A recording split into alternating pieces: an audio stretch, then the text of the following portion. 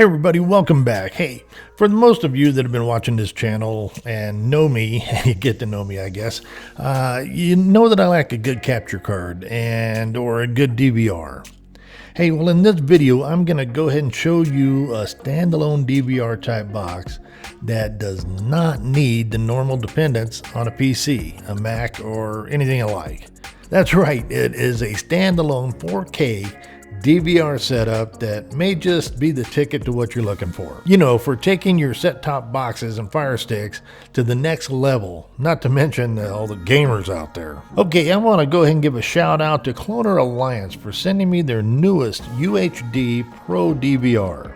And as always, with the understanding that I can and will say anything I want about this item without prior approval to post this review. Okay, this standalone 4K UHD digital video recorder is a true Ultra HD recording at cinematic frames per second. Now the 3840 by 2160 at 24 frames per second up to the 4K at 30. Now it captures 4K UHD videos or gameplay from DVRs, OTAs, STBs, TV sticks, disc players, camcorders, DSLRs, the game consoles, well, pretty much anything that has the HDMI output. And it puts it into a USB flash drive, or an external hard drive, of course. And it's all PC free. Like I said, it is a standalone box and kind of an attractive box too, but we'll get into that here in just a sec. Now it has both the H.264 and the H.265 codecs. Now they're both supported. Now you can switch the codecs anytime as you need with one press. For some of you out there that may not know what an H.264 and the H.265 codec is, well the H.264 codec provides a higher image quality and requires more storage capacity than the H.265. Now the H.265 codec can compress the videos. This is a new codec now. It can compress the videos twice as much as the H.264 can. And it's a similar viewing experience, so it saves more capacity and reduces more cost of buying bigger drives and so forth. Now the viewing difference is extremely small. I mean, really, you can't tell the difference on it. So I usually go with the 265 myself. All right, let's not go ahead and get ahead of myself. Let's go ahead and take a look at what you get in the box and we'll go from there. It comes with the cloneralliance UHD Pro. It comes with a power cable. It has a remote control. It has the HDMI cable, a support page, and finally, a quick start guide. Now, batteries are not included. Yeah, no batteries for the remote on this one. Now the UHD Pro is a top-of-the-line recording device that is designed to deliver high-quality recordings in a compact and portable size. Now I think it has a sleek and stylish design. The UHD Pro is a device that should be a good addition to both amateur and professional videographers alike. Now the UHD Pro has a size that is similar to a mini console. Now, making it an extremely compact device that is easy to carry around. Now, one of the standout features of the UHD Pro is its versatile connectivity options. Now, the device comes equipped with an HDMI input and output port, a power port, a power switch.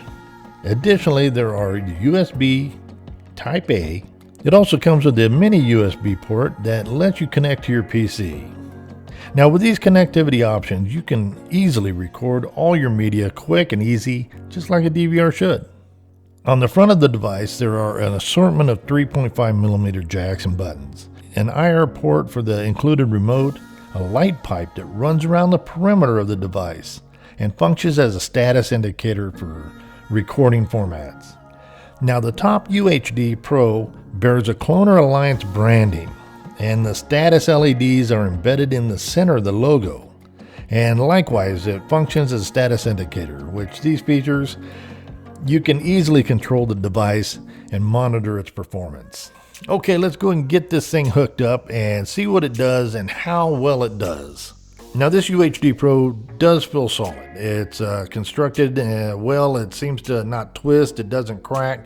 It doesn't have that rubbing noise if you try to twist it. It just feels good and solid. which gives you little concern about it breaking during travel or use. Okay, let's go ahead and take a look at what it can do and how it can do it. Okay, what I'm going to do next is I'm going to go ahead and show you what it is like on a few of the TV boxes and, you know, the Fire Stick, the Elite Pro, I'm going to do a game console and show you how the gaming works. Stay with me on this and you're going to see exactly how fast this thing is. So let's go ahead and get this dude up and running and we'll go ahead and see what we got. Now, by the way, I paused it right on this, so this is the screen you get when it's checking and hooking up. We're going to go ahead and fire it off on the Fire Stick 4K and see what happens with it here. Now, what you can do is go ahead and you want to go in on the remote and click on the menu button. That's going to bring up this little square here that you can set all your features in here, like record settings to H265 or 264, bit rate on high, etc., etc. Click on the back button, it'll take you back out. Now you can also go to the scheduled settings. So this is where you got 3 areas or 3 times that you can actually have it programmed to schedule the DVR to come on and record things and so forth. Now go to system settings, which is going to be language, setup time, playback loop, any reset. Then video. Now this is the actual area where you're going to have your recorded playback items. So you just click on one and it's going to come up.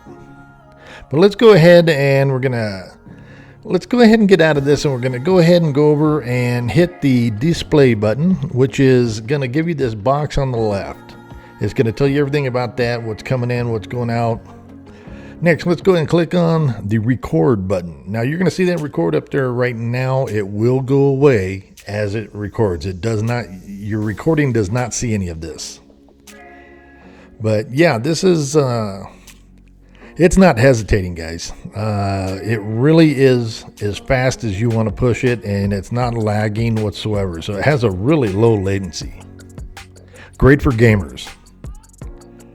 We'll go into the apps here and we'll go ahead and take a look at Pluto. Now, as we're recording this, it's like I said, we're just going to record something so you can see it and see how that works. My internet's kind of sucking at the moment, but here we go. Great show, yeah. Anyways, this here is just going to go through. We're going to show you how it works and, you know, and so forth. So, okay, let's go ahead and we're going to cancel, or we're going to stop it now, hitting that button. Now we're going to go to the video button. And we're going to go ahead and pick that video that we just made. And here you go.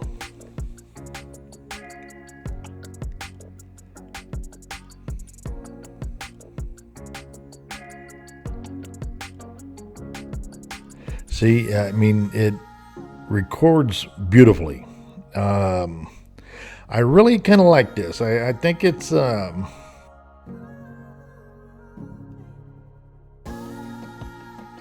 like I said, this here you can pause, you can fast forward and back and forth, all that stuff. Now remember, we're going to go ahead and take a look at, as you're watching this, so you can see it. It recorded absolutely everything we just went through. So whatever you have on that screen is going to record, other than what the actual cloneralliance programming is. All right, let's go and look at some racing video. Now, I had already recorded this, but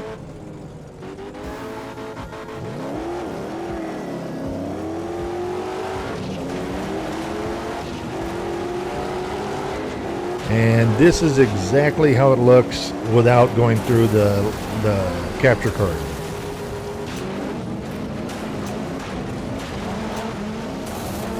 Brutal, brutal. I'm going to commit suicide here.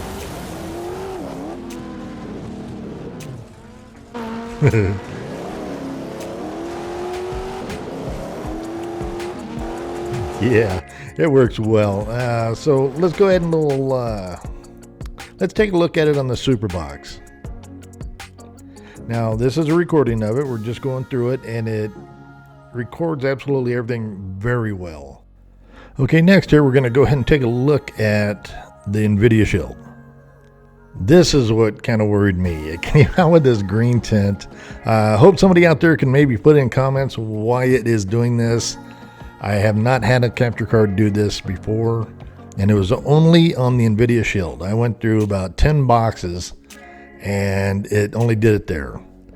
I have left a message for them at the time of this video, but I just want to see maybe somebody else out there knows about it. Okay, let's go ahead and go over the pros and cons on this. The pros are, it's a standalone box. It's no need for the PC hookup or anything like that. Works well. The ease of setup and use of this. The software is great. The setup is just plug and play.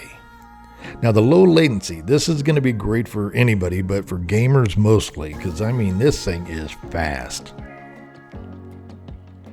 High-end performance goes with the low latency. It does have a lot of performance to it, and quality and looks. I do like it because it does blend in. It does have the kind of cool look to it. Okay, let's go ahead and go over the cons though. I think it should have been powered up with the USB-C cord instead of the barrel. It's you can put it on a PowerPoint and it'll work a lot better with the USB-C. Now the USB-C to PC instead of the micro. They should have done that, made that all one. But the NVIDIA green tint, nobody likes that. But I'm sure it's something minor, and it's probably on my side because others haven't had that. And I would like to see internal storage on this instead of you plugging in your hard drive or a thumb drive or what have you. And the price could be lower.